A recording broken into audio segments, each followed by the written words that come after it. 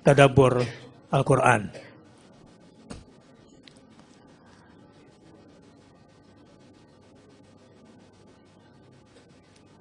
Tadabbur adalah sebuah pendekatan yang Quran sendiri yang menjelaskannya. Seperti tertuang di dalam surah Shad, surat 38 ayat 29. A'udzu billahi minasyaitonir rajim. Kitabun anzalnahu ilaika mubarakun. Ini adalah sebuah kitab yang kami turunkan kepadamu penuh dengan berkah. Mubarak itu artinya penuh berkah.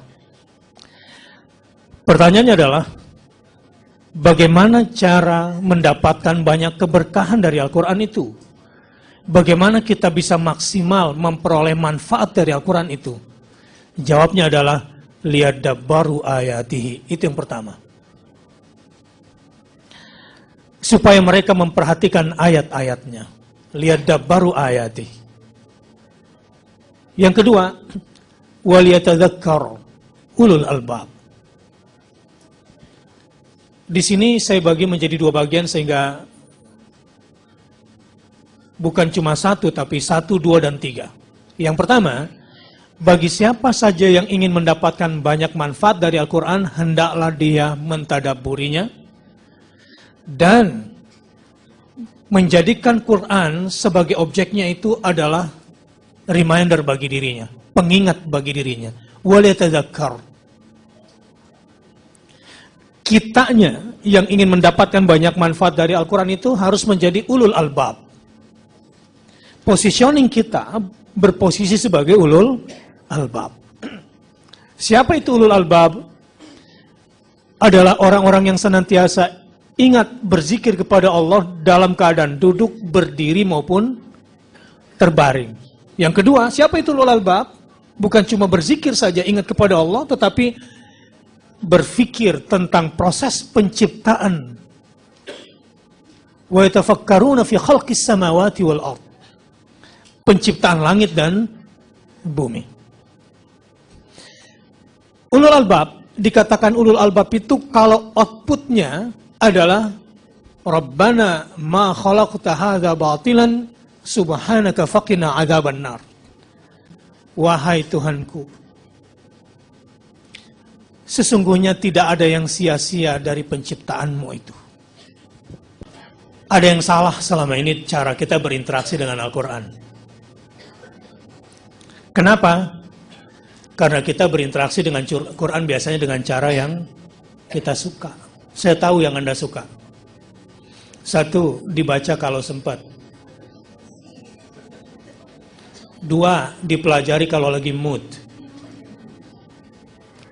3, dihayati entar kalau kena masalah. 4, diamalkan kalau menguntungkan. Berinteraksilah dengan Quran lewat cara yang disukai oleh Al-Quran. Membaca di prime time, di waktu yang paling hebat. Kedua, pelajari Al-Quran. Lebih sungguh-sungguh, lebih serius ketimbang belajar apapun di dunia ini. Memangnya tadabbur Quran adalah metode yang terbaik? Iya. Karena tadabbur bukan hanya dapat menghantarkan siapa saja yang ingin dapatkan mutiara-mutiaranya, tapi juga menunjukkan cara mempraktikkannya. Jadi tadabbur itu sebuah proses berpikir mendalam dan menyeluruh yang dapat menghubungkan ke pesan paling akhir sebuah perkataan. Secara bahasa, tadabbur artinya dari kata-kata tadabbara, tadabburan. Memandang kepada akibat sesuatu dan memikirkannya. Mentadabburi perkataan maksudnya memperhatikannya dari permulaan hingga akhir. Kemudian mengulangi perhatian itu berkali-kali. Sekarang apakah tadabbur Quran itu? Menggunakan ketajaman mata hati, ainul basirah. Lewat sebuah perenungan mendalam. Secara berulang-ulang. Agar dapat menangkap pesan-pesan Al-Quran yang terdalam dan mencapai tujuan maknanya yang terjauh. Nah, bertadabbur menginstalasi ayat-ayat Allah yang isinya al-haqqu, kebenaran-kebenaran absolut, dan spek datanya yang namanya tadabbur itu nggak cukup tersimpan di otak, tapi sampai ke dalam qalb. Kenapa sih kita harus tadabbur Quran? Ini persoalannya. Karena umat Muhammad ternyata cuek sama Al-Quran. Sebagaimana pernah terjadi pada ahlul kitab. A'udzubillahi minasyaitonirrajim. Wa qala ar-rasulu ya Rabb, inna qaumi ittakhadhu hadzal Qur'ana mahjura. Berkatalah Rasul, ya Tuhanku, sesungguhnya kaumku menjadikan Al-Quran ini sesuatu yang tidak diacuhkan. Lebih getol baca BBM sama email kan? Lebih gampang jawab SMS ketimbang menjawab risalah dari Tuhannya. Apa alasan yang kedua? Kenapa sih kita harus tadabbur Quran? Ternyata banyak umat Muhammad yang memahami Al-Quran tak lebih dari sekedar mempercayai dongengan bohong dan hanya menduga-duga. Seperti ahlul kitab, a'udzubillahi minasyaitonirrajim, wa minhum ummiyuna la ya'lamuna al-kitaba illa amani wa inhum illa yadhunnun.